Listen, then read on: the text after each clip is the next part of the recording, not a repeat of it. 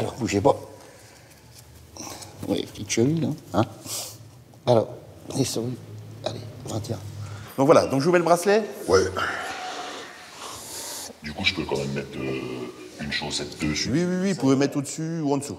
Il n'est pas trop serré, c'est fait exprès. Vous verrez. Cet homme, soupçonné d'avoir été violent avec son ex-épouse, se fait poser un bracelet anti-rapprochement par un agent de l'administration pénitentiaire. Oui, vous pouvez bouger. Placé sous contrôle judiciaire, il a l'obligation de le porter 24 heures sur 24.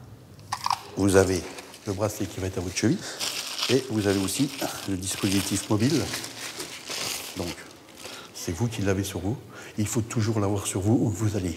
Ok. Tout le temps. La question que j'ai, je travaille beaucoup dans ma maison, je bricole. Oui. Il faut que je l'ai dans la poche, quoi. Tout le temps. Ce boîtier est une sorte de téléphone connecté au bracelet. Si l'homme s'approche à moins d'1 kilomètre de son ancienne compagne, qui dispose du même boîtier, il est susceptible d'être interpellé par les forces de l'ordre.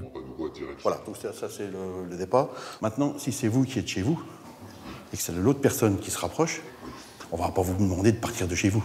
D'accord ? C'est l'autre personne qui va être appelée en disant « Madame, attention, il faut changer de direction. » Voilà. D'accord ? Voilà. Maintenant, la question, c'est que si je vais chez mon Super U, je suis au Super U, en premier, en train de faire mes courses. Et vous vous appelez quand même. Et c'est moi qui dois dégager. Voilà. Vous trouvez ça normal? Écoutez, moi, c'est pas moi qui fais les lois. Hein. Par contre, faut pas émerger le bracelet. Donc pas de bain, pas de piscine. Faut pas le plonger dans l'eau. Vous voyez? D'accord? La douche, c'est prévu. Mais ça... Je vais en vacances, j'ai loué tout, piscine privée, machin, je peux pas y aller. Au bout d'un moment, l'eau va rentrer dedans, il y aura... Jacuzzi, terminé. Non. Ou alors, il faut mettre le pied hors de l'eau. Ah, une cigarette en attendant. Oui, bah venez. Au-delà du jacuzzi, un dispositif très contraignant pour ce travailleur transfrontalier. Si vous voulez, oui. Toute perte de réseau peut déclencher une alerte. Donc voilà, on va se mettre là, on va attendre que ça capte. Admettons, moi qui fais de l'étranger, si admettons, je vous dis une bêtise, je suis en Italie, je suis à Milan en train de vider, le dispositif on me dit il fonctionne plus, je fais comment moi pour revenir? Je peux pas revenir comme ça en un claquement de doigts? Oui, c'est sûr. Bah, dès que vous pouvez revenir, le plus vite possible que vous pouvez revenir. Voilà. C'est sûr qu'avec votre travail, oui, c'est compliqué. Hein. Ouais, en termes de distance entre le boîtier et le bracelet, combien à peu près? Comme ça, à la louche. Entre 5 et 10 mètres, pas plus. Ah ouais? Là, comme ce matin, je faisais le ménage. Si je le pose près de la baie vitrée devant, je vais faire le ménage dans les chambres des filles. De l'autre côté de la maison, à 12 mètres, il faut que je l'ai sur moi. Parce que dès qu'il ne va plus repérer le bracelet, on va vous appeler dessus. Donc n'oubliez pas, toujours l'avoir sur vous, toujours. Même si vous allez acheter du pain à la boulangerie qui est à côté de chez vous, il faut le prendre. Ça marche. C'est votre copain, quoi, votre compagnon. Ouais, je m'en serais bien passé. N'oubliez pas le petit carton, hein? Ouais. Et puis votre copain. Cet homme va devoir vivre pendant 6 mois avec ce copain, jusqu'à son jugement. Une mesure de prévention qu'il ne comprend pas. Je le vis mal, puisque pour moi, là, j'ai déjà l'impression d'être coupable de quelque chose que j'ai pas fait. Voilà. Là, quelque part, on me dit tu es coupable de quelque chose. Alors on me dit vous êtes présumé innocent. Ah bon? Je suis pas présumé innocent, là, je suis désolé. C'est une peine avant la peine, ouais. Ouais, carrément. Ouais. Bonne continuation. Bon courage. Merci. Mis en place depuis 2020, le bracelet anti-rapprochement est le nouvel instrument de surveillance des conjoints violents pour les SPIP, services pénitentiaires d'insertion et de probation. Celui du Val-de-Briey, en Meurthe-et-Moselle, s'occupe de plus de 1000 personnes condamnées ou sous le coup d'une enquête. 40% sont des auteurs de violences conjugales. Une dizaine d'agents est chargée de leur suivi. Vous n'avez pas reçu la convocation. En tout cas, moi, je vous l'indique, là, monsieur, par téléphone. Hein? Très majoritairement des hommes, souvent dans le déni de leurs actes. C'est toujours les hommes qui sont jugés. On regarde le gars sur une femme qui a bu, mais on regarde pas une femme qui a bu et qui va s'en prendre à son mari. Mais aussi quelques femmes. Il a dit que je l'ai fait mal aux côtes, que je l'ai tiré par ses parties intimes, que je l'ai violé, que je l'ai montré en couteau. Tous ont pour obligation de se présenter régulièrement à des entretiens. une vie sous très haute surveillance.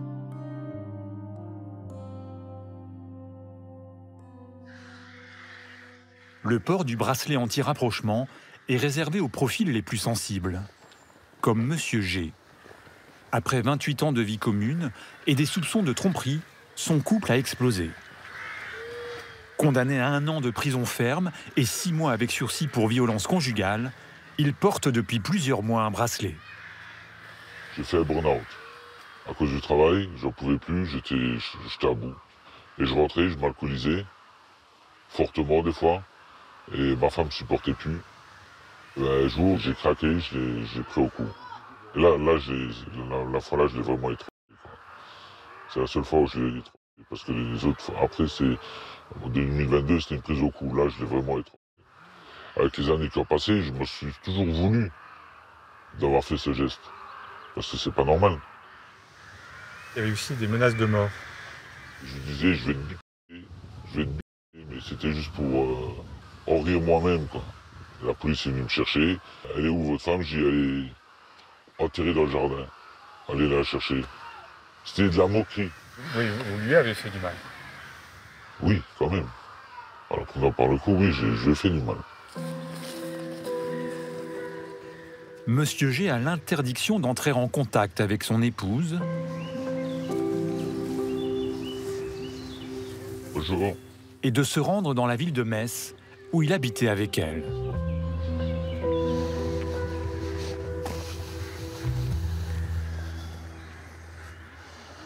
Moi, dès que je m'approche à 4 km, ça sonne. Est-ce que pour vous, ça a un effet dissuasif? Bah, pour moi, non, vu que moi, je veux que du bien et j'aime encore mon épouse, ma femme. Donc, pour moi, il n'y a aucun intérêt.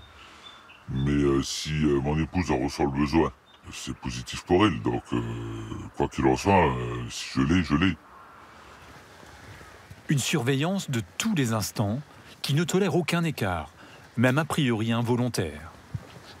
Dernièrement, j'ai été jouer aux boules et j'ai oublié de prendre le petit boîtier avec. Et ça a fait une alarme. Comme ils avaient pu à me trouver sur leur carte, ben pour eux j'étais devenu un danger pour mon épouse. Donc ils ont tout de suite envoyé la police pour voir si elle était en sécurité. Monsieur G vit en semi-liberté. Il dort tous les soirs en prison. Sa vie est réglée par ses horaires de sortie, 8h-15h.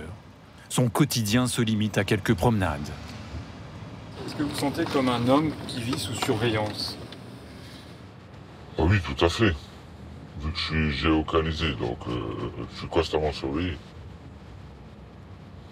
Puis encore plus là, en détention, là vous voyez très bien, il faut arriver à telle et telle heure, sinon ça ne va pas. Donc si là je suis pas surveillé, je ne le serai plus jamais.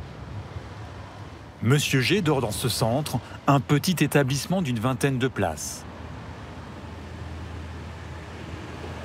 Dans le coffre de cet ancien cadre, aujourd'hui sans emploi, les vestiges d'une vie. Comme à l'intérieur de la détention, on ne peut pas ramener trop d'amis, je suis obligé de me servir comme dressing mon coffre de voiture. Toute ma vie est là. Voilà, j'ai travaillé 30 ans, il ne me reste que ça. Dans sa voiture, également un petit accessoire devenu obligatoire. Alors je prends ce petit sac là avec pour transporter ceci. Comme ça, si je m'arrête à quelque part et que mon bracelet se décharge, je puisse le rebrancher et le réactiver. Car s'il se déconnecte, c'est moi qui suis en défaut et en tort. Pour moi, c'est trop cher payé. J'ai fait un geste maladroit vis-à-vis de mon épouse, je le conçois. C'est la violence, c'est pas ça. La violence, on a des marques, on a quelque chose, on a... Voilà, c'était un geste plus que maladroit, on va dire, c'est sûr. Depuis notre tournage, Monsieur G a recouvré la liberté et réside chez un membre de sa famille. Il ne porte plus de bracelet, mais est toujours interdit de contact avec son épouse. Et sera suivi jusqu'en mai 2026. Le service d'insertion et de probation du Val-de-Briey a en charge une 40aine de porteurs de bracelets anti-rapprochement. Ce service n'a quasiment aucun contact avec les victimes, qui sont prises en charge par des associations spécialisées. Chloé, donc on va faire... Toute alerte déclenchée par un bracelet arrive ici. Jusqu'à 300 pour un seul week-end. Un week-end bien chargé, je vais dire comment... Souvent de simples problèmes techniques, liés à la vétusté du matériel ou des pertes de réseau. Mais aussi des alarmes potentiellement inquiétantes, comme celle que vient de recevoir Chloé Dian, la directrice du service. Dès février, on a suspecté une reprise de contact entre l'auteur et la victime. Voilà, je regarde exactement en même temps. Au centre, en vert, la victime. Si son ex-conjoint franchit le premier cercle orange, le service est alerté. S'il entre dans la seconde zone rouge, les policiers sont envoyés.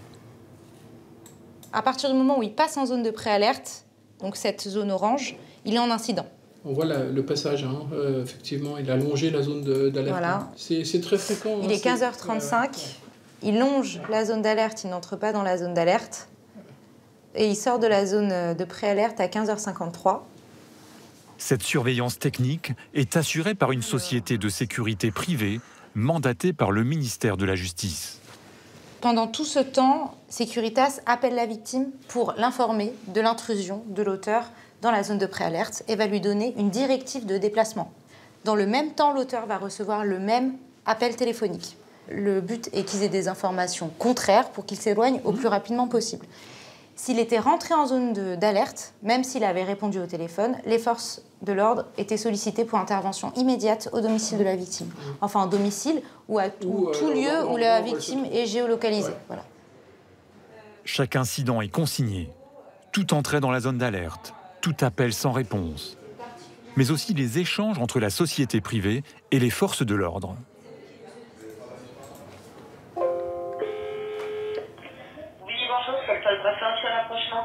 Oui, bonjour.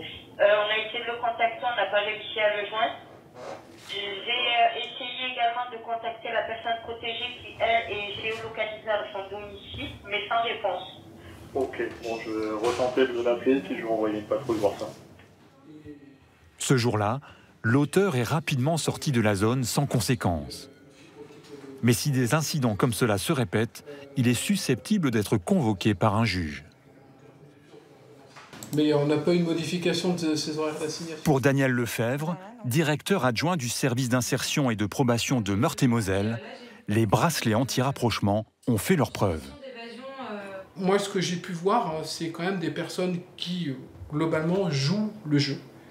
Il n'y a pas eu aujourd'hui en France de féminicide, alors que la personne est porteur d'un bar. Sur le plan national, le résultat est là.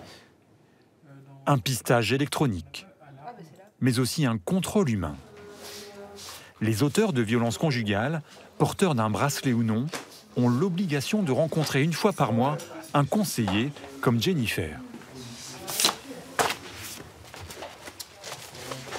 Je suis déjà sur autre chose. C'est ça. Un autre. Ça n'arrête pas? Non, ça n'arrête jamais. Ancienne assistante sociale, elle est l'une des plus expérimentées du service.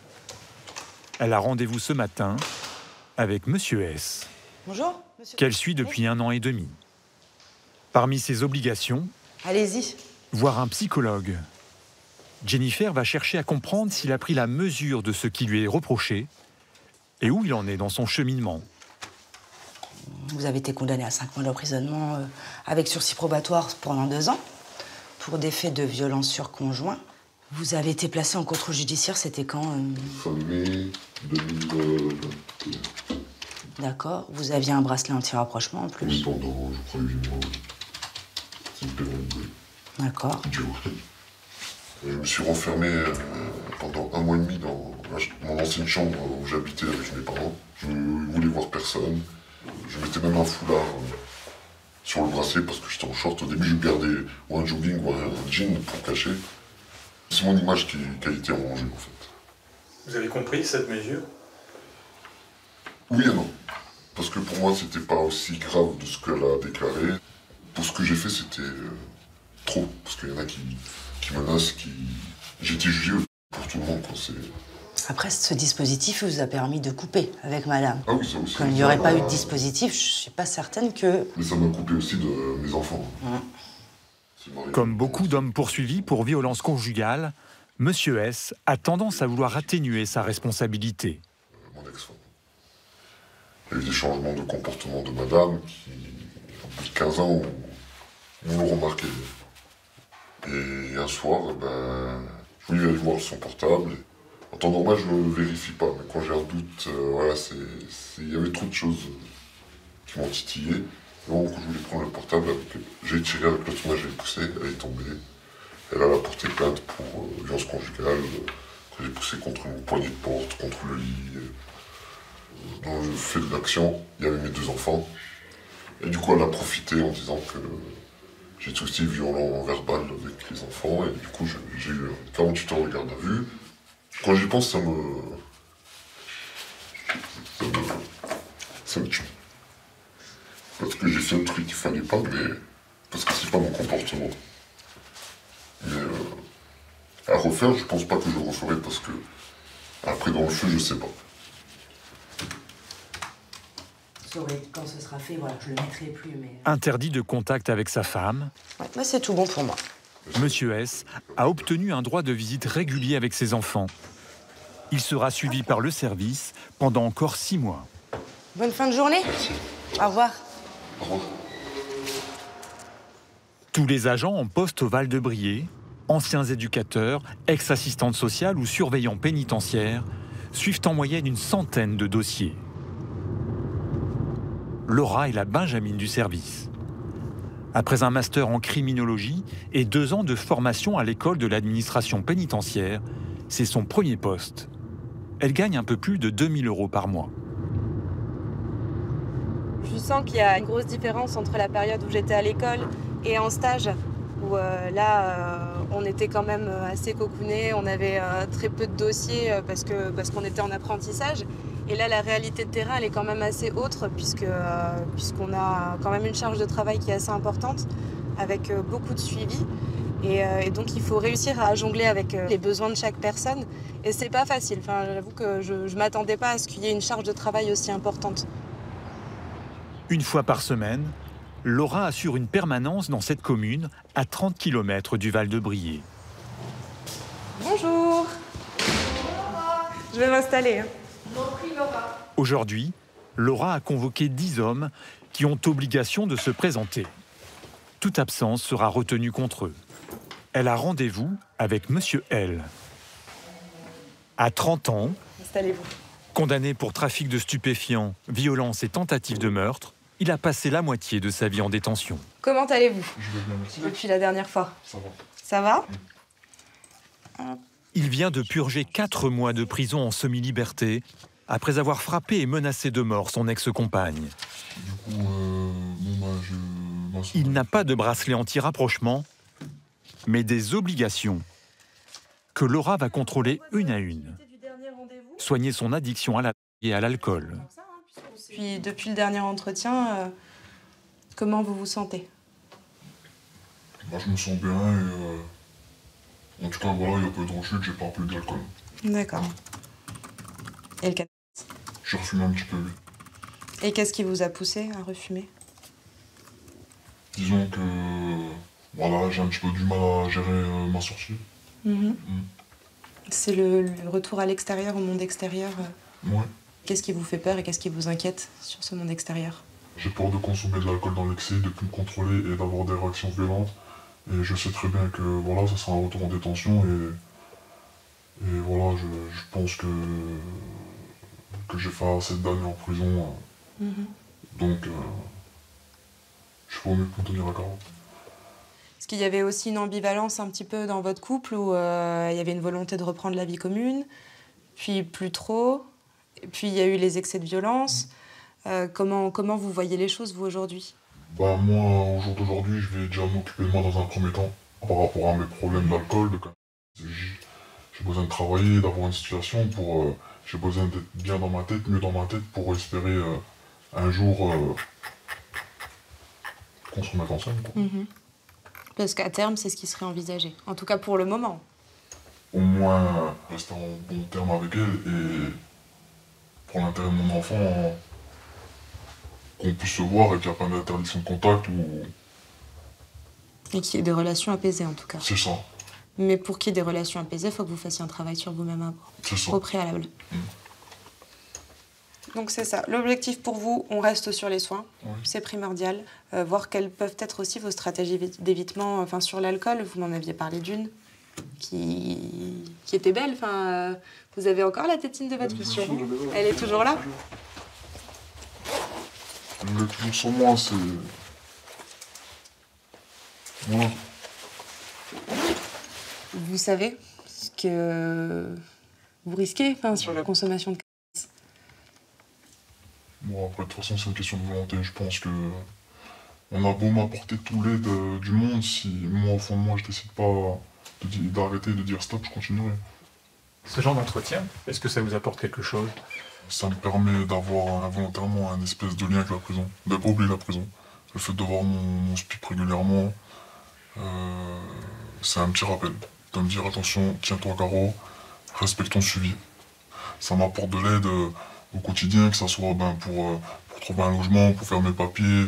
Je vous laisse signer juste ici. Pour vérifier les dires de Monsieur L, Laura collecte une fois par mois les justificatifs de ses soins.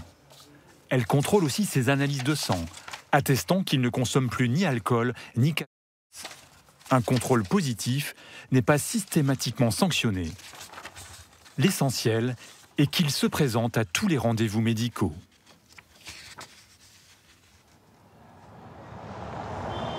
L'alcool, la drogue, des facteurs qui augmentent les risques de violence conjugale. En 2019, un tiers des auteurs ou victimes de féminicide étaient sous l'emprise d'une substance. Il y a combien de dossiers aujourd'hui 10 aujourd'hui. 10 dossiers. Une grosse journée? Oui. Oui. À 10h du matin, pour son premier rendez-vous, Jennifer reçoit Monsieur A, condamné pour violence conjugale et menaces. Parmi ses obligations, soigner son alcoolisme. Mais dès son arrivée, il annonce... En fait, je suis désolé si je sens le cas. J'ai tous les résultats d'analyse, début de cirrhose. Vous? Oui. Depuis quand vous savez ça? 3 semaines, 4 semaines. Ça veut dire plus d'alcool du tout après, hein, monsieur? Pour le moment, je continue. Ah ouais, mais c'est quoi? C'est quoi l'objectif? L'objectif, c'est de tout arrêter, mais... L'objectif de consommer encore aujourd'hui. Les enfants, ils me manquent. Oui. Ça, c'est compréhensible, c'est entendable, il n'y a pas de souci.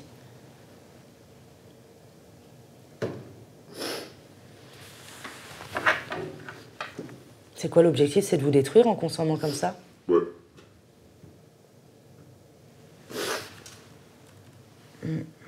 Ah, tout à l'heure, vous me parliez que vous étiez au bar. Pourquoi vous avez fait ça avant de venir ici? Parce que je suis pas bien. Ça va pas, c'est vraiment... Ça vous apporte quoi de consommer comme ça, monsieur? Juste de me calmer, comme on dit, pas calmer, mais vous savez, pour anesthésier la douleur. Je risque d'en mourir si je continue de consommer, mais j'arrête pas. Vous avez consommé combien ce matin? 2 liqueurs, c'est tout. Je suis plus tellement habitué de boire du tout, donc du coup, c'est vrai que ça fait comme si j'avais bu 15 verres. Pour l'entretien, j'avais besoin, pour moi, c'était... Et pourquoi vous aviez besoin? Parce que j'avais peur de ne pas être assez à l'aise et de ne pas exprimer et de dire les choses en fait. Jennifer sent que Monsieur A ne lui dit pas tout. Vraiment. Faut que vous déchargiez tout ça, quelque part. Il finit par lui confier une information qui peut avoir de lourdes conséquences pour lui, qui a l'interdiction de contact avec son ex-compagne. Peut-être vous pouvez prévenir le juge quand même que moi je reçois les appels et les messages de madame tous les jours. Qu'est-ce qu'elle vous dit? Qu'elle m'aime, qu'elle veut que je vois les enfants, qu'elle veut prendre soin de moi, qu'elle veut être avec moi, tout. Il faut qu'elle s'arrête. Moi je veux pas. En tout cas, ce qui est positif, c'est que, voilà, vous avez compris effectivement qu'il fallait garder vos distances, en tout cas... Ah, moi, ça c'est clair et net, mais... Ça c'est positif, vraiment. Ça, il faut... Parce qu'effectivement, les conséquences, c'est vous qui les avez. La prison, un autre jugement à venir, du coup, une autre audience à venir. Monsieur L est gérant de commerce. Nous le retrouvons le lendemain, sobre, chez lui. alors qu'il nous explique que dans son appartement, son boîtier capte mal le réseau. Je n'avais pas de position à 4 ou 5 heures du matin. Son téléphone se met à vibrer. Ah, voilà, comme ça, on verra que je suis pas un menteur. Voilà, ben, c'est le numéro de mon ex-femme. Et pourquoi vous répondez pas? Ben, parce que j'ai pas le droit d'avoir de contact avec elle. Et j'ai régulièrement des appels. Et je ne réponds pas. Parce que non, je peux pas. Je sais que si je me mets à répondre, déjà, problème avec la justice, je pense que j'en ai déjà eu assez. Pourquoi ces appels? Parce qu'elle est toujours amoureuse, comme il le dit, pour le piéger? Pour essayer de comprendre, le lendemain, Jennifer téléphone à l'association, qui a pris en charge l'ancienne compagne de Monsieur L. Je vous appelais en fait parce que je suis un monsieur qui est porteur du dispositif BAR, mais madame, elle est de votre sort. Et il s'est passé quelque chose? Non, en fait, visiblement, madame reprendrait contact avec monsieur, quoi. D'accord, ok. Comment vous le voyez, ça? Parce qu'ils ont un bar, donc normalement... C'est lui qui me dit qu'elle laisse le dispositif à sa maison, et puis... Parce que normalement, avec le bar, le bracelet anti-rapprochement, dès qu'il y a un rapprochement physique... Oui, sauf si le dispositif de madame, enfin en tout cas de la victime, n'est pas allumé, quoi. Ou qui reste chez elle. Ok, ah oui, d'accord, oui, bien sûr. Et du coup, hier, il était vraiment pas très bien du tout en entretien. Et du coup, avec ma direction, on a décidé de passer d'étudier sa situation, en fait. Voilà. Elle m'a pas dit qu'elle avait repris contact avec monsieur. D'accord. Bon. Alors, moi, ce que je peux, c'est contacter madame, lui faire part de notre appel. Très bien. Pas de souci. Rien n'interdit la victime de prendre attache avec l'auteur. Hein. Après, c'est si effectivement l'auteur répond, les conséquences, elles sont pour l'auteur, quoi. On craint le passage à l'acte, de nouveaux faits de violence, quoi. C'est ça la crainte, finalement. C'est qu'il y ait un désaccord à ce moment-là, et puis que les violences, qu'il y ait de nouveau des violences. Une vie sous surveillance, avec la menace permanente d'un placement en détention pour ces hommes, en particulier quand ils ne respectent pas leurs obligations. Une fois par mois, Chloé Dian, la directrice du service, se rend au tribunal pour évoquer ces dossiers problématiques au cours d'une audience présidée par un juge d'application des peines. On attend le magistrat, l'audience va commencer d'ici quelques instants. Merci. Ce jour-là, le cas le plus épineux est celui de Monsieur C. Je vais faire un premier rappel. Il a l'interdiction de voir son ex-compagne. Condamné plusieurs fois pour des faits de violence, notamment conjugale, il a tendance à minimiser sa responsabilité. Oh, c'est une relation qui n'allait pas. Puis voilà, on s'entend pas. Il y a de l'alcool là-dessus, ça pète. Et puis voilà, en garde à vue, elle reconnaît, mais tiens, elle a affaire à lycée. Je suis en train de lui dire arrête, en train de me... Elle continue de serrer. Moi, j'ai l'impression que ouais, je perds le souffle, j'ai plus d'air, je suis en train d'étouffer. Hein. Et je lui ai mis un coup pour me défendre, quoi. Sauf que le coup qui est parti, elle la prend plein visage. Et c'est moi le lendemain qu'on vient chercher à 3 voitures de police. Vous les regrettez, ces gestes? Bien sûr, c'est sûr qu'on regrette. Celui qui ne regretterait pas, c'est un débile. Pas une femme. Pourquoi vous l'avez fait? C'était une action de défense. Monsieur C n'est pas entré en contact avec son ex-compagne. Mais depuis plusieurs mois, il ne respecte pas ses obligations pour soigner son addiction à l'alcool. On est bon? On est bon, merci. Il est accompagné d'une avocate qui le suit depuis plusieurs années. Pendant 30 minutes, elle va tout faire pour lui éviter de retourner en détention. Mais elle n'aura qu'en partie gain de cause. Le procureur requiert un régime de semi-liberté, c'est-à-dire que Monsieur C devra dormir toutes les nuits en prison. C'est pas normal que vous n'ayez pas de justificatif de soins au niveau de l'addictologue. Ah ouais, ça je vous dis clairement, je l'aurais dit. Oui, mais le dire clairement, c'est une chose. Le dire clairement, c'est une chose. Mais par contre, il faut des preuves, il faut des justificatifs. C'est justifié d'aller voir un psychologue ou un addictologue qui vous aide à soigner vos addictions. Que vous soyez positif encore parce que vous n'arrivez pas à arrêter, il n'y a pas de difficulté. Vous allez le faire au fur et à mesure. Non, c'est ça, c'est Mais pour le faire au fur et à mesure, eh ben, il faut que vous montriez au juge que vous ne faites pas juste continuer de la consommation. On s'attend un petit peu à un résultat plutôt négatif, dans le sens où ça irait peut-être plus vers une semi-liberté que vers une continuité de bracelet électronique. Ça fait chier, mais bon, c'est comme ça, quoi. C'est mieux que la détention. Que de retourner dans la prison. C'est ça. Donc, d'accord, il n'y a pas de souci. Bon, merci. Au revoir. Au revoir. Quelques jours plus tard, la décision sera confirmée. Monsieur C dormira tous les soirs en prison.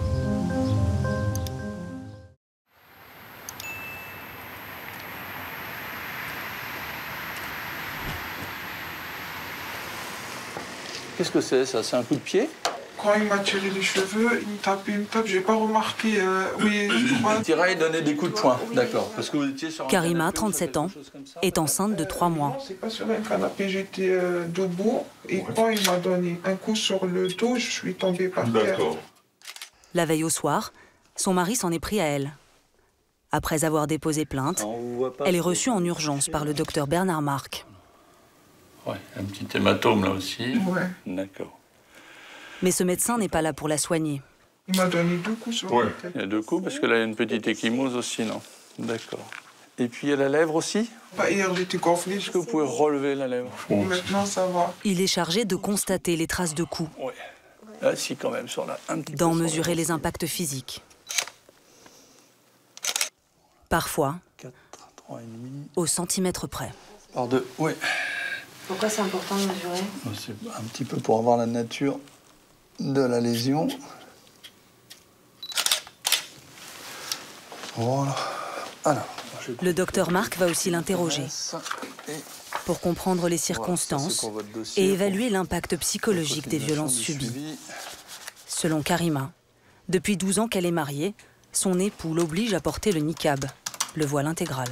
pourquoi il y a eu les dernières violences, là? Vous étiez disputés? Il y a eu... Oui, parce que j'ai essayé de lui parler et je lui ai demandé d'enlever le grand voile. Et après, il n'a pas accepté. D'accord. Et après, mon mari me laisse tout le temps à la maison toute seule. Il travaille le jour et la nuit.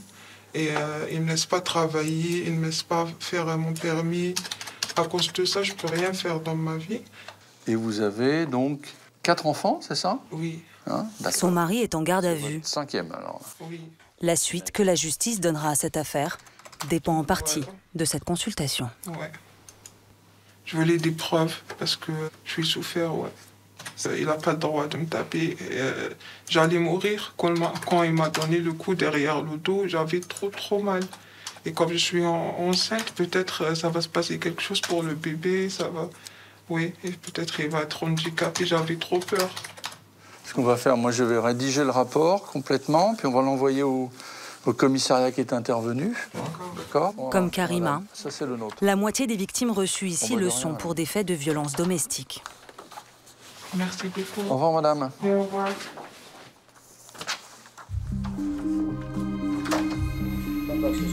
Accidents, bagarres, violences conjugales ou sexuelles, c'est le quotidien d'un service de médecine légale clinique. En France, il y en a 48.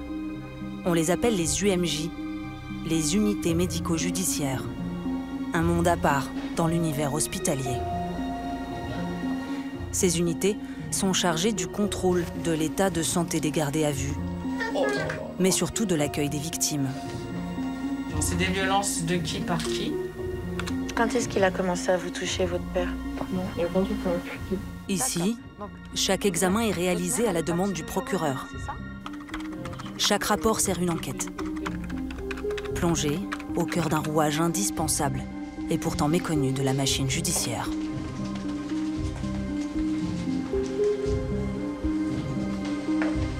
Bernard Marc dirige depuis 8 ans l'unité de Seine-et-Marne, au sein du grand hôpital de l'Est francilien. Premier rendez-vous de la journée, Marina, 48 ans. Tenez, je vous en prie, présent. Voilà. Contrôleuse à la SNCF, elle vient d'être agressée à bord d'un train de banlieue par un jeune homme qui circulait sans ticket. T'as des choses.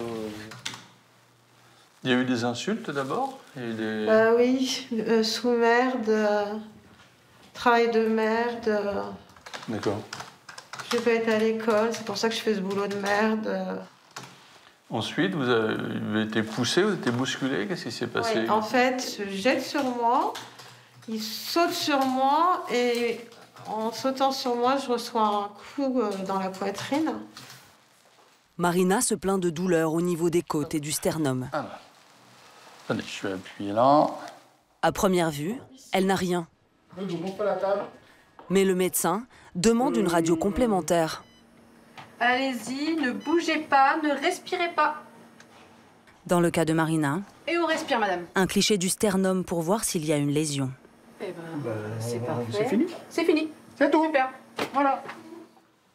Les résultats sont immédiatement transmis au médecin qui doit fixer un nombre de jours d'ITT, des jours d'incapacité totale de travail, à ne pas confondre avec un arrêt maladie. Il n'y a pas de lésion du sternum. L'ITT, elle est physique et psychique. Ce sont les éléments qui vont impacter sur sa capacité à faire les gestes de la vie courante, une gêne ou pas. Des gestes comme dormir ou manger. Voilà, madame, tous les éléments. Cette mesure permet surtout de définir la nature de l'infraction. Moins de 8 jours d'ITT, l'agresseur encourt une amende. Au-delà, il risque la prison. Pour Marina, ce sera 3 jours. Son sternum n'a rien. Elle va bien physiquement. Mais elle éprouve un stress aigu. Ça fait un truc dans ma tête, là. Voilà, quoi. Je peux pas pleurer. Enfin, voilà, toute cette violence qui se passe en ce moment. On n'est pas bien, le Covid, enfin, tous ces trucs-là, je crois que c'est un trop plein de tout, quoi. Voilà, c'est...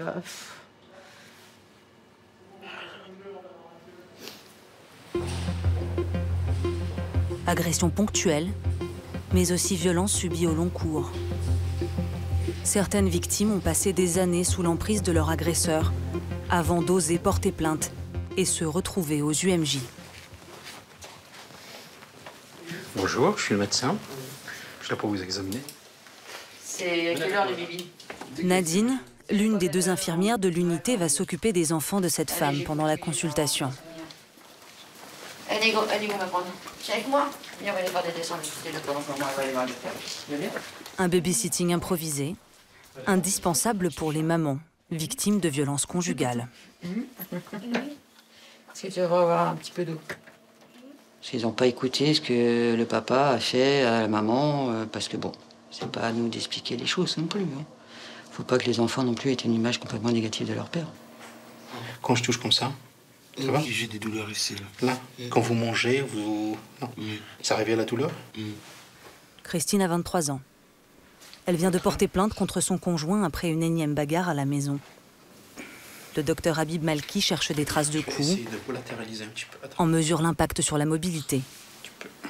Il doit les répertorier. Est-ce que vous avez reçu des coups de pied? Oui, au niveau du vagin. Ah bon, d'accord. Oui, là, j'ai même super mal quand je... D'accord. Et puis, j'ai crié, il m'a fermé la bouche. Ouais. Est-ce que vous pouvez nous résumer ou nous formuler votre situation sur le plan psychologique? Oui, il rejetait toujours la faute sur moi et ça jouait beaucoup sur moi. Moi, je pensais que c'était moi la fautive. D'accord. Donc, il disait si tu me répondais pas mal, j'allais pas te frapper. D'accord. Je portais pas plainte parce qu'au final, je me disais c'est de ma faute. D'accord.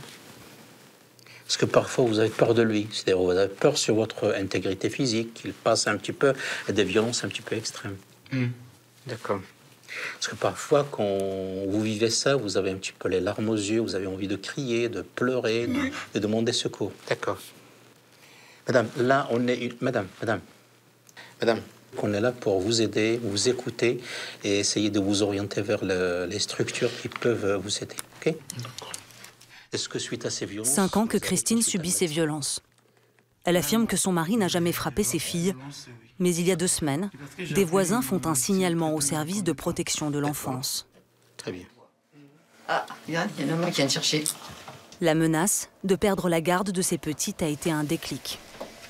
Petite soeur ne s'est pas réveillée. J'ai voulu dénoncer pour protéger mes enfants et qu'ils voient aussi que moi-même aussi, j'ai pas envie que ça continue. Et en plus, c'est avant, ma fille était petite, mais là, elle commence à comprendre les choses. Elle voit, et puis je ne m'aimerais pas qu'elle voit que la violence, c'est normal. Surtout qu'elle est une fille. Quand son mari est rentré de garde à vue, Christine ne l'a pas laissé revenir à la maison. Grâce au certificat médical reçu ici et à sa plainte, elle pourra obtenir une ordonnance de protection. Les UMJ travaillent en collaboration étroite avec les autorités judiciaires, y compris en cas de mort suspecte. Il y a 2 morts. J'ai rien fait, moi. Le lendemain matin, une urgence bouscule le planning de la journée. Là, on ne sait pas du tout les circonstances, on ne sait rien. C'est juste X. Un homme est mort seul dans un accident, en perdant le contrôle de sa voiture. Il est très abîmé? Oui, la tête, oui. C'est la tête? Ouais. Qu'est-ce qui a pu provoquer cette perte de contrôle? En plus de l'enquête technique sur le véhicule, le procureur a demandé un examen du corps. Ouais, le scan là tout de suite maintenant. J'appelle la chambre mortuaire, je te fais les étiquettes, on y va? Première étape, le scanner, désormais intégré dans le dispositif d'enquête médico-légale. C'est Joël Coenon, l'un des légistes de l'unité, qui supervise l'examen. On touche au corps, donc il faut que je sois là. Il est hors de question que le corps se déplace sans la présence soit du médecin légiste, soit d'une infirmière de chez nous. La victime est un homme de 49 ans. La veille au soir, en rentrant du travail, il perd le contrôle de sa voiture et finit sa course dans une rambarde en béton. Ouf, d'accord. C'est un impact. Il a tapé direct. Impact pile sur le vertex. Un choc sur le haut du crâne. Et tu dois avoir un rachis aussi, non? Multiples fractures. Une fracture ici, là, là. À première vue, ces fractures auraient été fatales. En quelques minutes, l'ordinateur va aussi générer une reconstitution 3D du crâne et du squelette de la victime. Sur le dessus. Une sorte d'autopsie virtuelle. Voilà. Bon, on est au XXIe siècle et ça permet immédiatement d'avoir une idée des causes de décès sans avoir ouvert le corps. Mais le légiste ne peut pas se contenter du scanner. Joël doit vérifier la cohérence de ses premiers résultats avec des observations purement cliniques. En d'autres termes, il doit voir le cadavre. Cet examen se déroule en présence de l'OPJ, l'officier de police judiciaire.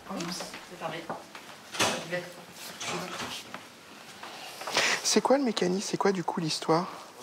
Il tape 2 rambardes en béton. Donc avec la voiture sur l'avant, l'arrière? Alors sur l'avant a priori. D'accord. 2 fois, hein, il y a 2 fois. Le tonneau en fait. Voilà. D'accord, il y aura une notion de tonneau. Voilà, avec la vitesse. Ça, on n'a pas la précision des témoins. Et il nous parle d'un défaut de ceinture, mais alors, ce genre de véhicule, c'est étonnant quand même, parce que généralement, quand on met pas la ceinture, on a le bip qui nous martèle la tête, on le met hein, généralement. Joël pourrait aider les policiers à en savoir plus sur les circonstances exactes du décès. Parce que finalement, il perd le contrôle, on ne sait pas trop pourquoi. Non, on n'a pas de témoin direct en fait des accidents. Hein. Avec l'aide de Nadine, Joël va examiner la victime et faire parler le corps.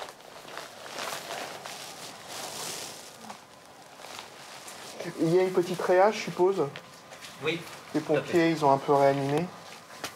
J'ai la trace ici qui est sur la zone de la ceinture, mais en fin de compte, c'est la zone du cardiopompe. Je n'ai pas d'éléments d'échymose qui permettent d'établir qu'il y a eu une ceinture de sécurité. Il avait peut-être la ceinture de sécurité, mais en tout cas, lors du choc, elle n'a pas laissé d'impact. Très bien. Le légiste repère ensuite un détail particulier qui va interloquer les enquêteurs. Il avait un déficit sur la main, à droite. Il y a une amputation sur le 5e et une cicatrice sur la face dorsale du 3e. Il avait des déficits de préhension ou pas? Ça, vous savez pas? La famille ne l'a pas signalé. D'accord. Je pense que ça serait intéressant à avoir parce que, ouais. Parce que généralement, pour tenir un volant, il faut 2 mains. Et oui. Souvent, c'est ce qu'on dit. Là, on va pouvoir demander à la famille s'il n'y a pas eu une opération qui a été effectuée sur la victime, qui peut peut-être nous emmener à une perte de contrôle du véhicule due à justement cette malformation, cette opération qui a eu lieu il y a quelques années, ou peut-être il y a quelques semaines ou quelques mois. Les policiers demandent aussi des prélèvements de sang et d'urine. Je vais faire le deuxième tube, le deuxième d'alcool. Pour des tests de dépistage automatiques en cas d'accident mortel. Un premier test d'urine est réalisé sur place. Bon. Alors. Il n'y a rien. Il n'y a rien. Bon. Méthamphétamine, cocaïne, le MDA, la buprenorphine, tout est négatif. Que s'est-il passé? La victime s'est-elle endormie? Regardait-elle son téléphone? Il reste plusieurs hypothèses. Seule la cause du décès est désormais certaine. Il s'agit bien d'une fracture du crâne. La seule chose qui pourra rassurer à la famille, c'est que le décès, à mon avis, a été immédiat. Vu qu'on n'a pas, nous, de contact avec la famille, on passe parfois par la police en leur disant ben voilà, le décès, il a été rapide, histoire qu'eux se sentent rassurés par le fait que leur proche n'ait pas souffert. Traiter les morts avec respect, écouter les récits souvent terribles des vivants avec bienveillance. Pour travailler dans cette unité, il faut avoir les nerfs solides. Après un début de carrière aux urgences, Nadine a rejoint l'UMJ, où elle est infirmière depuis 10 ans. C'est surtout les cas qui sont parfois difficiles à gérer, parce que bon, quand les femmes vous racontent leur vie, des fois elles se mettent à nu devant nous, mais les histoires sont pas drôles. Donc c'est vrai qu'avec le recul et les années d'expérience, on arrive un peu plus à faire la part des choses. C'est vraiment les très très gros dossiers qui nous posent souci, quoi. Il y a eu un moment où je suis sortie sur un triple homicide d'enfants, et celui-là, je suis restée 3 jours chez moi à pleurer. Il n'y a pas beaucoup dormir. On a fini en voir un psychologue en débriefing, parce que bon, le débriefing qu'on fait ici avec l'équipe n'a pas suffi. Au quotidien, le seul moment pour décompresser, c'est le déjeuner entre collègues. Faute de temps pour sortir de l'unité, chacune amène son repas. Elles ont 30 minutes de pause, avec sous la main, toujours, le téléphone et l'agenda du service. Sauf urgence, il faut souvent attendre plusieurs semaines pour obtenir un rendez-vous. Je crois qu'on n'aura pas notre troisième infirmière, ça ira pas. Voilà. Comme d'autres services de l'hôpital public en crise, l'unité pourrait perdre des postes d'ici la fin de l'année. Mais oui, mais vous m'expliquez pas. Ça veut dire que je reviens pas au mois de janvier. Tu déconnes? Voilà. Ça passe en privé, c'est pas possible. Gaëlle, psychologue du service, ne sait pas si son contrat sera renouvelé après les vacances de Noël. En fait, maintenant, l'hôpital, ce qui se passe, c'est qu'ils vont prendre que des contractuels. Comme ça, vu toutes les restrictions qu'il y a tout le temps, ils savent qu'ils peuvent éjecter n'importe qui, n'importe quand. Les victimes, ils comprennent pas. Ils se sentent abandonnés aussi. C'est ça. On a de petits jardins secrets. C'est pourtant pour améliorer l'accueil des victimes que le ministre de la Justice a promis aux UMJ une enveloppe supplémentaire de 20 millions d'euros en 2021. En attendant les rallonges de budget, les chefs de service font avec les moyens du bord. Pour ses consultations en extérieur, le docteur Marc se déplace avec sa voiture personnelle et seul, histoire de ne pas mobiliser d'infirmières. Aujourd'hui, il a 1 heure de route pour arriver jusqu'à son rendez-vous. Un homme victime d'agression, hospitalisé dans ce centre de rééducation.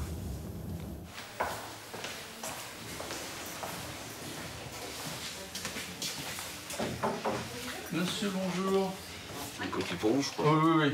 Walid a 42 ans. Vous n'en avez pas? En mai dernier, alors qu'il boit un verre en terrasse, un homme l'attaque avec une barre de fer. Il le frappe sur le dos, la tête et les genoux, provoquant une rupture des ligaments croisés. Ça, c'est les premières radios qui ont été faites. J'allume la lumière. Non, mais on voit une petite lésion ici. Ça, c'est la marque du bord d'un objet contondant régulier. Donc ça, c'est très, très évocateur. Ça s'appelle une lésion en forme. Sur le front, vous aviez saigné, non? Non, j'avais une grosse... Une bosse? Une bosse, d'accord. On a des éléments importants qui correspondent également à la radio, qui correspondent également à l'IRM, enfin, tout un tas de choses qui se mettent ensemble. Mais c'est vraiment très important d'apporter des éléments de preuve. Le médecin va aussi l'examiner. Je commence à plier à 100, 105. En théorie, Là, ça commence à tirer. Walid pourrait toucher des dommages et intérêts. Leur montant peut varier en fonction du rapport du médecin, de quelques milliers à plusieurs dizaines de milliers d'euros. Walid compte aussi sur une indemnisation morale, car au départ, c'est lui et non son agresseur que les policiers ont arrêté. J'avais bu un petit peu. Mais après visionnage des caméras, il s'est avéré que c'est le monsieur qui est sorti avec la barre de fer. J'ai été surpris et puis après je me rappelle pas trop de ce qui s'est passé, quoi. Dur. Il aura passé 5 mois à l'hôpital. Son assaillant doit prochainement être renvoyé devant le tribunal correctionnel et être jugé pour coups et blessures volontaires. Tous examens confondus, le docteur Marc et ses collègues ont vu 4400 personnes l'an dernier. Près d'un tiers sont des enfants. De retour à l'unité, un papa et son fils attendent d'être reçus. C'est le jeune garçon, c'est ça? Martin, 12 ans, a été pris dans une bagarre qui a dégénéré, seul contre 5 grands garçons de son collège. Alors. Ses parents ont porté plainte. Venez donc.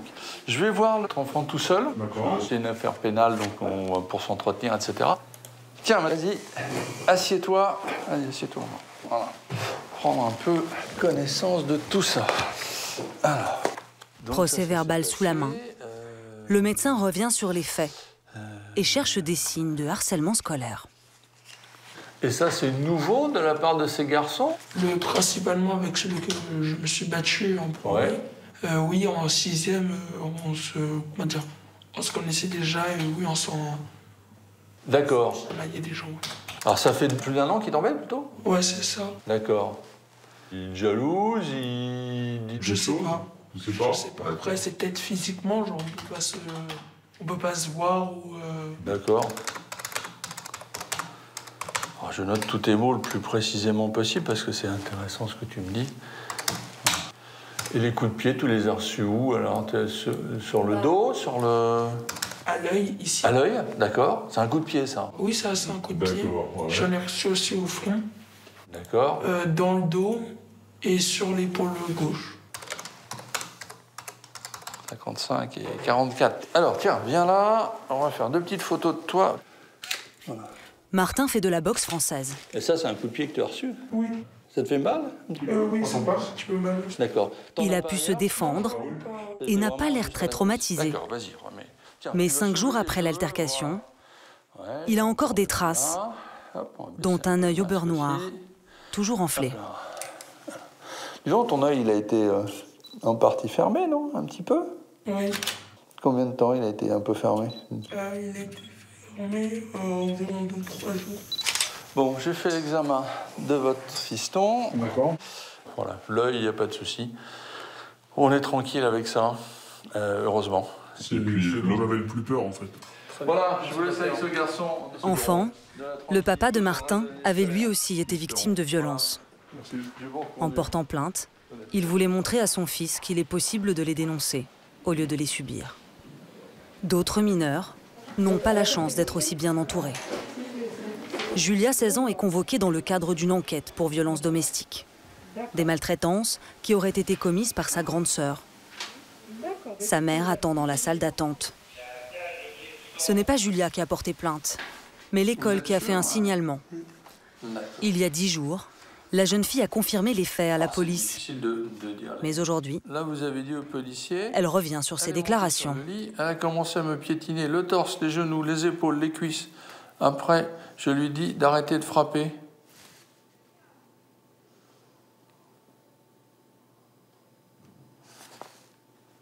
C'est pas vrai?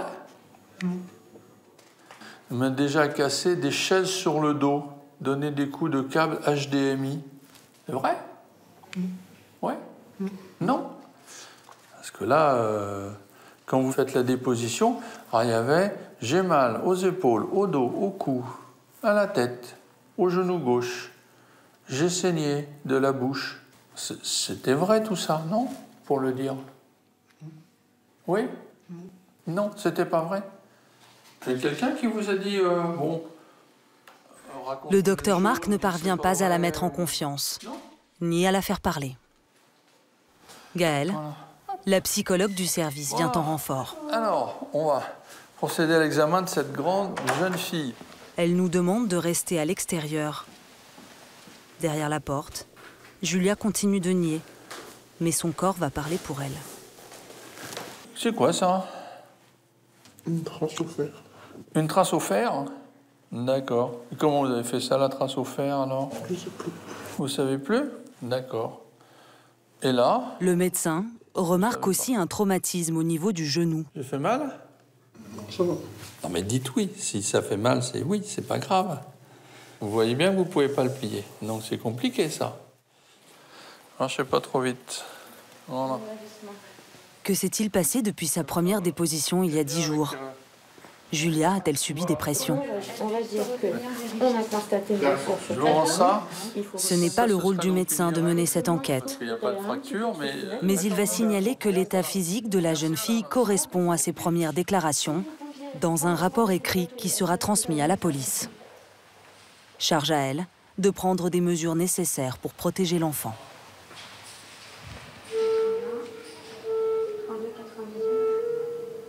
Une semaine après notre première rencontre à l'UMJ, nous retrouvons à l'hôpital Karima, la victime enceinte. Allez-y, rentrez. C'est une visite de contrôle obstétrique un peu particulière, avec Julie, sage-femme. Bon, on va jeter un petit coup d'œil à ce bébé alors? D'accord. Ouais. Ok. Chaque mardi, elle ne reçoit que des victimes de violences conjugales, Vous avez vu son petit cœur? une dizaine en moyenne. Voilà. Ok, là, la tête. Hop. Heureusement, il est bien. Ouais. Quand j'ai entendu le cœur le jour où mon mari m'a tapé, j'ai pleuré. J'ai dit heureusement, il est encore vivant. Bah ouais, vous avez eu peur, hein. C'est normal. Hein. Ici, Karima peut parler de tout et Julie peut suivre sa grossesse, tout comme l'avancée de ses démarches juridiques. Voir une autre sage-femme. Vous avez pu aller porter plainte? Oui, j'ai porté plainte. D'accord. Très bien. La mère de famille n'est plus du tout aussi déterminée qu'au début de la procédure. En garde à vue, 24 heures. J'ai réfléchi et j'ai essayé d'annuler la plainte, mais ils n'ont pas accepté. C'est pas facile pour moi comme une maman. Donc je réfléchis pour mes enfants et pour moi en même temps, c'est pas facile, c'est difficile. Mais le fait d'avoir appelé la police, c'était pour vous protéger, vous, votre futur bébé, et puis finalement les autres enfants aussi. Aussi, oui. Hein, on en avait parlé, c'était quand même la bonne décision à prendre, mais c'est pas la plus simple. Karima a rendez-vous au tribunal le 19 février prochain. Son mari sera jugé pour coups et blessures volontaires. Une étude conjointe, mise en place par l'hôpital et l'UMJ du docteur Marc, a montré qu'une femme enceinte sur 10 suivie ici subit des violences au cours de sa grossesse. Au revoir.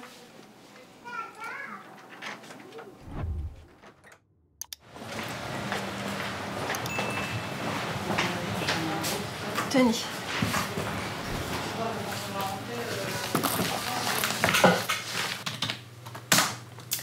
Vous pouvez me dire les coups qu'il vous a donnés le 27 août? Oui. Dès le début, Ouais. En fait, ça a commencé parce qu'il a commencé à me donner des tapes sur le visage. Et quand je lui ai demandé d'arrêter, il a commencé à me donner des coups. Des coups. Il m'a attrapé par les cheveux. Il vous a donné des coups, c'était des gifles ou des coups de poing? Ah non, c'est des coups de poing. En plus, je crois qu'il avait une chevalière. Et j'ai la marque encore. Hein. J'ai une bosse qui ne va pas partir, ça fait bien plus d'un mois. Il avait une chevalière, donc il me donnait des coups au niveau du dos, au niveau du visage. Et à un moment donné, c'est un trou noir et je ne sais plus ce qui s'est passé. D'accord. Je sens juste des coups, mais après, ce qui s'est passé réellement, je ne sais pas.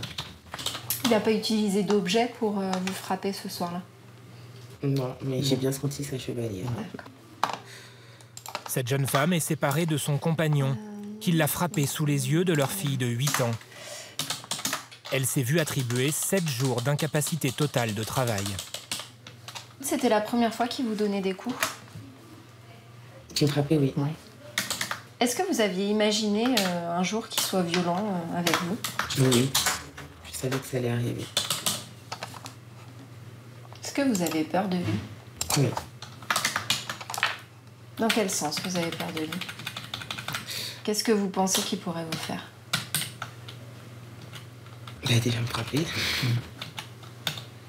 Parce qu'il est tellement imprévisible, on va dire. Ça peut démarrer au quart de tour très rapidement. Est-ce que vous avez déjà effectué des démarches auprès de la police ou de la gendarmerie sur, je sais pas, des menaces Alors, un jour, on s'était disputé et il devait venir récupérer des affaires chez moi. Et du coup, il est venu et il a éclaté la porte d'entrée. D'accord. Alors, il y avait ma fille et moi dans l'appartement. Après, il a pris ses affaires, il est parti. Moi, j'ai appelé le commissariat. Ils sont venus. Mais par contre, j'ai pas déposé plainte. J'ai fait une main courante. D'accord. Donc, lors de ce dépôt de plainte, on évoque toutes les violences. Maintenant, on va évoquer les violences sexuelles. Est-ce qu'il y a déjà eu des violences sexuelles entre vous? C'est-à-dire, est-ce que monsieur vous a déjà forcé à avoir des rapports sexuels? Non. Non. Est-ce que vous savez si si le père de votre fille a une arme ou s'il en possède une? Je sais pas. Est-ce qu'après le 27 août, il a essayé de reprendre contact avec vous? Non. Non, pas du tout? Non. Même pour parler à sa fille? Non. D'accord. Donc là, on est quand même à 1 mois de l'agression, il a pris aucune nouvelle de sa fille? Non, mais bon, ça ne m'étonne pas. D'accord. C'est dans ses habitudes, alors. Comment va votre fille? Ça va. Ça va, mais du coup, la psychologue, elle m'a dit de ne plus en parler. Votre fille, elle voit un psychologue depuis les faits ou Depuis les faits, oui. D'accord. Après l'altercation, elle parlait plus trop. D'accord. Donc un soir, je me suis posée avec elle et je lui ai dit s'il y a quelque chose qui ne va pas, je préfère que tu m'en parles plutôt que tu gardes pour toi. Et là, elle s'est effondrée. Elle s'est mise à pleurer et elle m'a dit maman, j'ai pas tout regardé, mais la seule image que j'ai vue et que j'arrête pas de voir à chaque fois que tu me demandes d'en parler, c'est toi quand il t'a tiré dans la voiture et qui t'a tapé et qui t'empêchait de sortir. Et j'ai dit bon là, c'est soit je fais quelque chose ou soit ma fille elle va être déglinguée tout le reste de sa vie. En fait, c'est pas possible. La jeune femme est orientée vers une association d'aide aux victimes. L'ancien conjoint sera placé en garde à vue rapidement pour ces violences.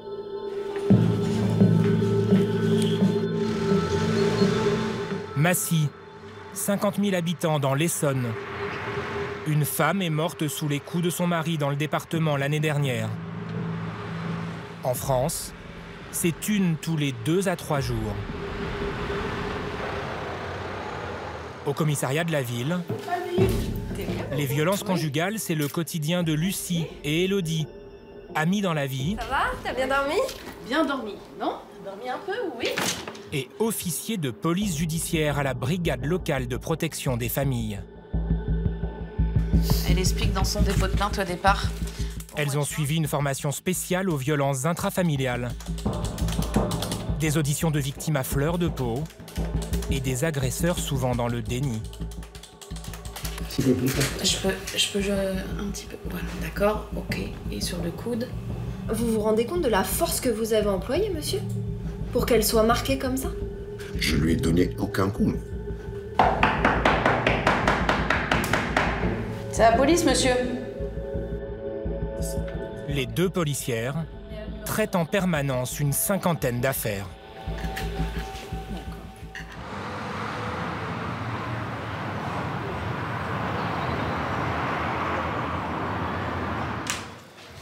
Qu'est-ce qui travaille au parquet? Ce jour-là, Élodie prépare l'audition d'un suspect. C'est celle qui a déposé plainte en juin.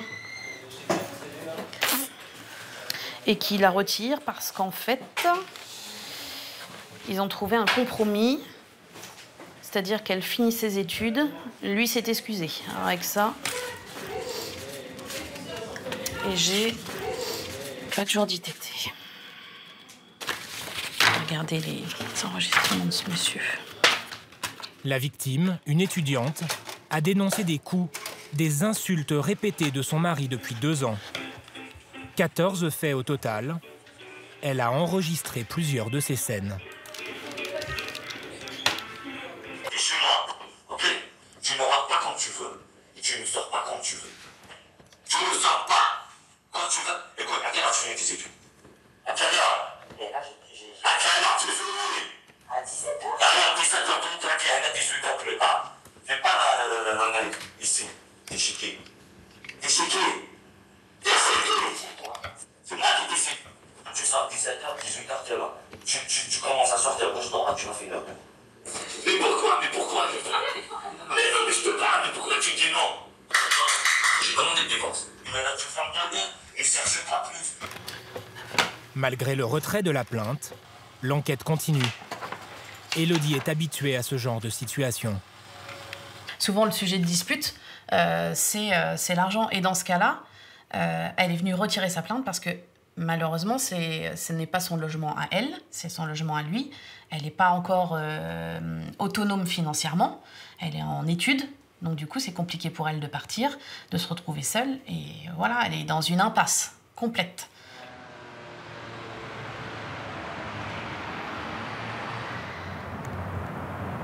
Le lendemain. Sur la chaise rouge, monsieur. Allez-y, asseyez-vous. Alors, comme je vous ai dit, on va procéder à l'audition, hein? Convoqué, le mari a été placé en garde à vue. Il n'a pas souhaité être assisté d'un avocat. Comment ça se passe au sein de votre couple? Ça se passe nickel. Magnifique.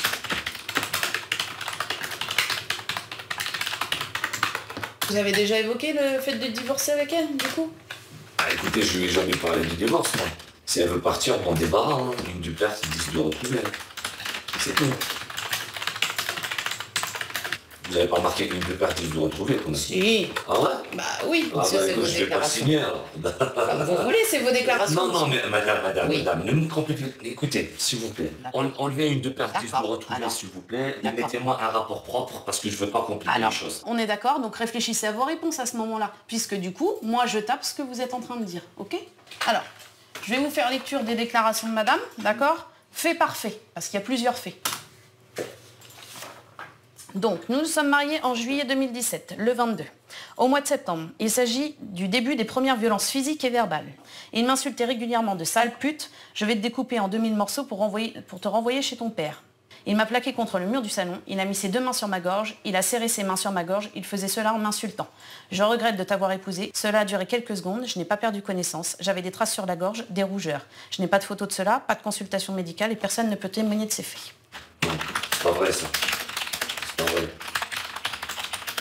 Vous marquez quel mot? S'il vous plaît, marquez quel mot? Je le marque, monsieur. Je continue. Avril 2018. Il dormait, il n'avait pas de clé car il les avait oubliées sur Nantes. Je suis sortie faire des petites courses sur... Je n'ai donc pas fermé la porte de l'appartement, il était donc enfermé. Il s'est énervé, je lui ai ouvert la porte directement, il m'a donné un coup de poing au thorax. Il m'a traité de pute, t'as fait exprès de m'enfermer. Tu vas voir ce que ça fait de m'enfermer. J'ai activé sans lui dire le microphone pour enregistrer ses paroles.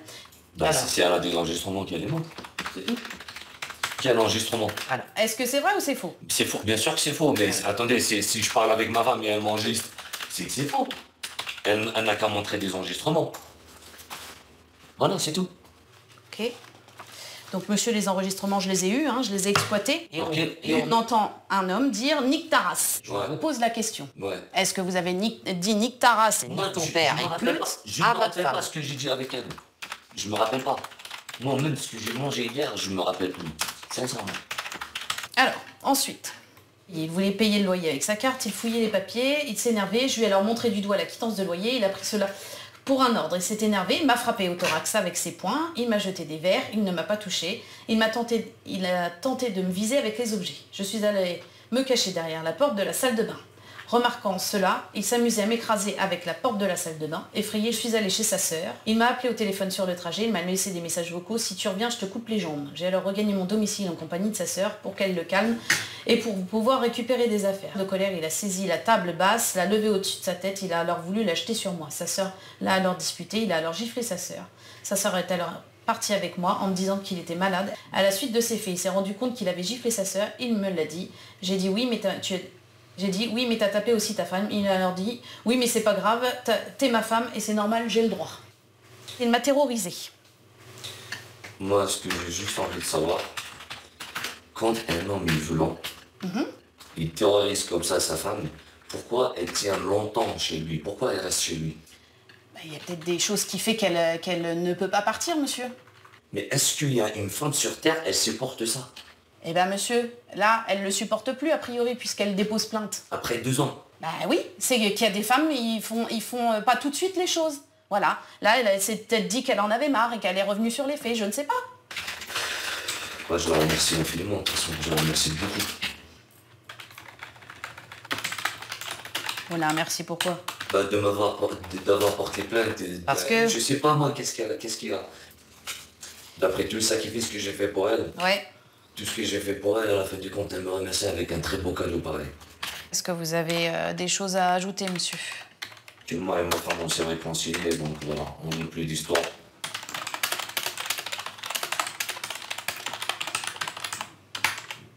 Je vous raccompagne?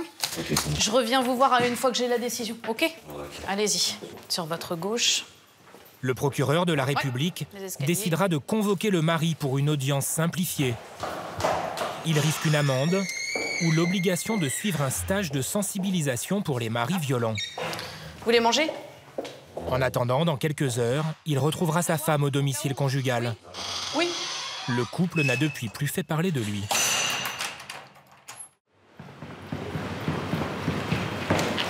En France, selon l'INSEE, plus de 200 000 femmes seraient frappées chaque année par leur conjoint ou ex-conjoint. Seuls 2 sur 10 pousseraient la porte d'un commissariat ou d'une gendarmerie. Dans certains cas, il y a urgence. Elle est en bas, t'attends. Je te l'amène? Attends, j'arrive. Je vais aller la voir. Très marqué. La victime a été rouée de coups la veille au soir. Bonjour, madame. Elle a beaucoup hésité avant de venir. Elle vit avec son fils de 14 ans dans l'appartement de son conjoint. Alors, bon, vous allez m'expliquer ce qui s'est passé, hein? J'avais peur de venir porter plainte au cas où je dors dehors avec l'enfant et mon fils il vient à peine de passer en second. Oui. Donc je ne voulais pas en fait le traumatiser. Je comprends. Sauf que vous voulez pas le traumatiser, mais regardez comme vous êtes marqué.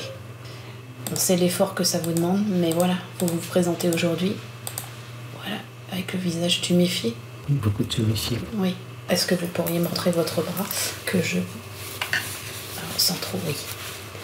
Est-ce que j'ai mal? Oui, j'imagine. Alors, attendez, hop. Tu débules. Je peux un petit peu. Voilà, d'accord, ok. Et sur le coude. Ok, là derrière aussi, j'imagine. Oui. Ce bras-là principalement, où il y a... les 2 bras. Les 2 bras. Oui. D'accord. Oui, d'accord, attendez. D'accord. Là, j'ai camouflé des fonds de teint. Vous êtes allé voir le médecin ou pas encore? Non, parce que je me dis qu'ici, ça ferme tôt. Vous avez préféré venir nous voir. Vous inquiétez pas, on va vous envoyer chez le médecin. Bonjour, Bonjour. je suis madame la collègue de... Monsieur, il travaille là actuellement? Oui, il travaille. On aimerait savoir où est-ce qu'il pourrait se trouver actuellement là. Ça, je ne pourrais pas vous dire. Est-ce que vous avez une photo de monsieur? Non, je les ai tous effacés. Vous avez tous effacés. Ok, il est comment physiquement? Il est grande taille. Ouais. Et la corpulence? Élancé. Au vu des blessures de la victime, Lucie part immédiatement tenter d'interpeller le conjoint. C'est bon, Lionel? Et pour ça, elle prend du renfort. Alors, je vais vous demander, du coup, que s'est-il passé hier soir? Il est revenu vers 22h, il est venu me trouver en pleine conversation avec sa cousine. Il est ressorti, puis revenu. Oui. Pendant 10 minutes, il écoutait la conversation. Ça fait, il est venu dans la chambre. Il a dit, raccroche avec la personne que tu as au téléphone, tu es en train de parler de moi. J'ai dit non. Du coup, directement, il s'est donné sa vérité sur moi. Mais il commence à me tirer de partout, me donner des coups.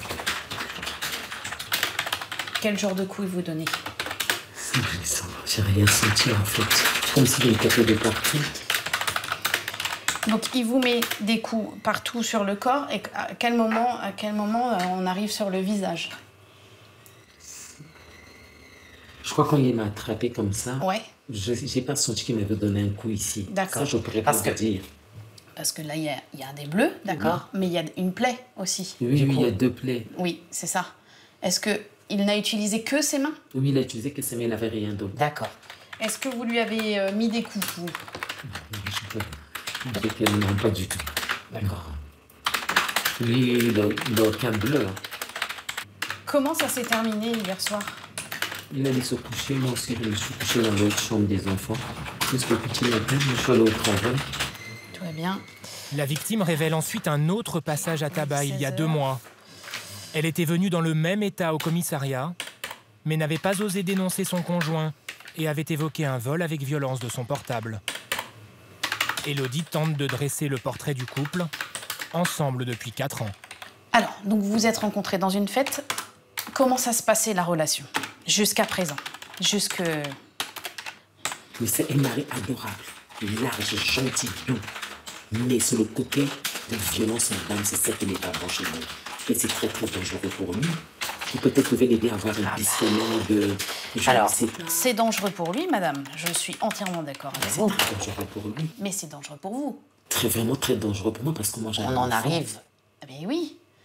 On en arrive à 2 gros épisodes en juin cette année, hier. Est-ce qu'il y a d'autres antécédents? Et je lui ai dit, parfois tu peux me donner un coup. Là où est destiné, tu ne peux pas savoir. Je tombe, je meurs. Bien sûr. Et comment il réagit quand vous lui dites ça? Il est calme en fait. En fait, quand je lui parle après... après la violence, quand je lui parle, il écoute. Il devient doux. Doux. Gentil. Ouais. Excusez-moi. Allô? Allô? À l'autre bout du fil, Oui. Lucie, devant l'appartement du conjoint. T'entends du bruit? Je crois qu'il n'est pas là-bas. Je reviens juste 2 secondes, madame, d'accord? C'est la dame qui avait déposé plainte pour vol avec violence, pour lequel elle a été toute tuméfiée. Donc elle était déjà victime au mois de juin. D'accord? Voilà. Donc c'est pas grave, on retrouvera la plainte, elle en parle, donc il n'y a aucun problème avec ça. Elle a les bras dans un état. Voilà. Hein? Ok. Pète la porte. Ok? Ça marche. Elle a plus de clé, son fils est au commissariat, il n'y a pas de danger, son fils est là, il n'y a pas de danger. Ok? Pète la porte. Allez. Allez, bisous.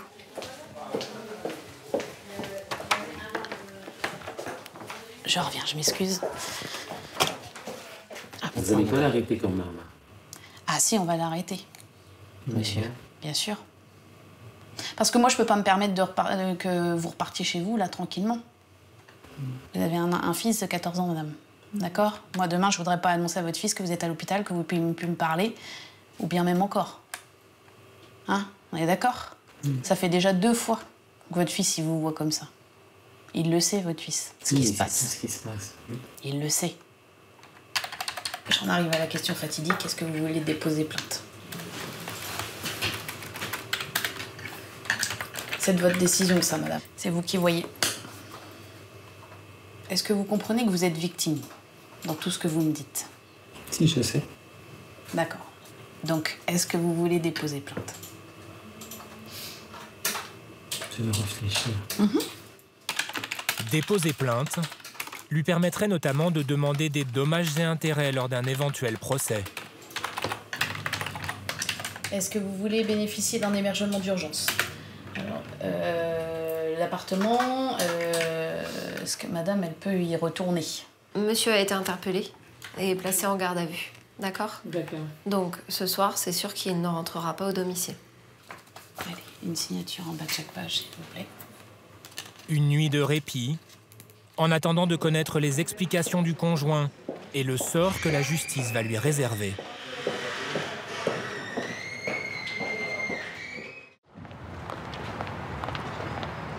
C'est Lucie qui va interroger le suspect. Bonjour, monsieur. Il a passé la nuit en cellule. C'est un homme parfaitement inséré qui a demandé l'assistance d'un avocat. Il y a eu un échange verbal qui est monté. D'accord. Et au bout d'un moment, la discussion, elle m'a dit je vais, de toutes les façons, j'ai décidé de me suicider. Je lui dis mais ne te gêne pas, vas-y, suicide-toi. Et en disant ça, elle est allée chercher un couteau. D'accord. Donc j'ai bondi sur elle pour l'empêcher d'utiliser la lame qu'elle avait. J'ai tenté de la tirer, enfin de la pousser pour la mettre dehors en fait. Je voulais qu'elle sorte, que je ferme la porte et qu'elle reste dehors. Oui. Je n'ai pas réussi à le faire. Au bout d'un moment, elle a résisté. Je me suis calmé. Je l'ai laissé tranquille. Est-ce que lors de l'accrochage, vous avez donné des coups à madame? Alors non. Non. Justement, elle a dit, je vais appeler la police, tu m'as donné des coups, tu m'as tapé. Je dis, bah écoute, les policiers ne sont pas bêtes, hein. Ils verront bien que si je t'ai donné des coups, ça va se voir. Hein. Ça, c'est sûr. Alors moi, je vais vous montrer des photos, monsieur, parce que du coup, vous me dites ça, là. Comment vous l'expliquez, ça? Ah, ça, c'est justement ce que je vous ai dit. C'est au niveau de l'accrochage, en fait. Mais monsieur, c'est impossible que ce soit un accrochage, ça. Non, je Vous vous rendez compte de l'intensité des bleus? Ah oui, j'ai pas nié que c'était intense. Vous vous rendez compte de la force que vous avez employée, monsieur? Pour qu'elle soit marquée comme ça?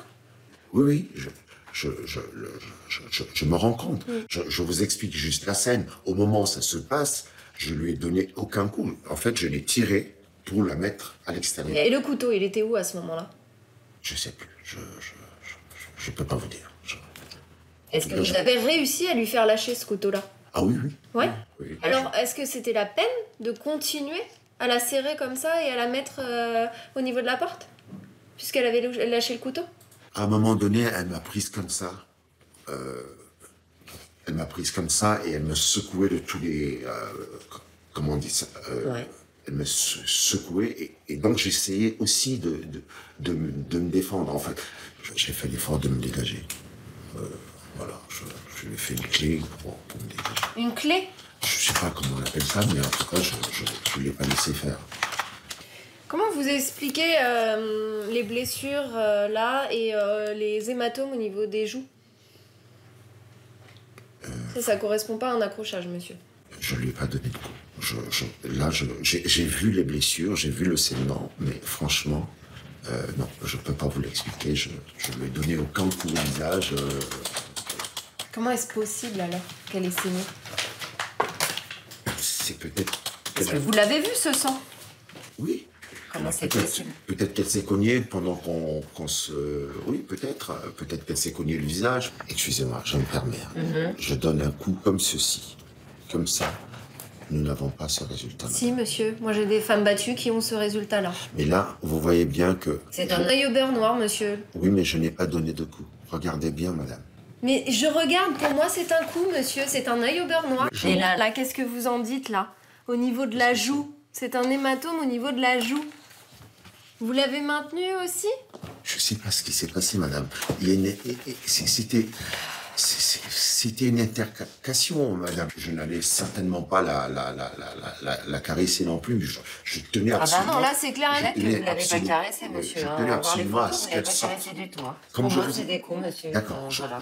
Au niveau du visage, clairement, il n'y a pas... Madame, Voilà, c'est pas parce que vous l'avez traîné, c'est pas parce que je n'ai pas donné vous l'avez malmené, non. Je n'ai pas donné des coups. Je crois que c'est le résultat de ce qui s'est passé, madame. Je n'ai pas donné de coups.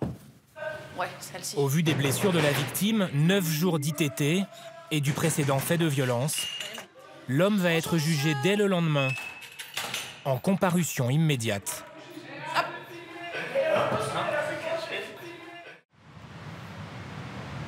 À l'audience, l'homme présente finalement des excuses et reconnaît avoir porté des coups. Il est condamné à 18 mois de prison, dont 12 avec sursis. Une peine aménageable. Il ressortira libre. Il a l'interdiction d'entrer en contact avec sa victime, ainsi que de retourner à son propre domicile, que son ex-conjointe pourra donc continuer d'occuper. Alors qu'elle rentre maintenant chez elle,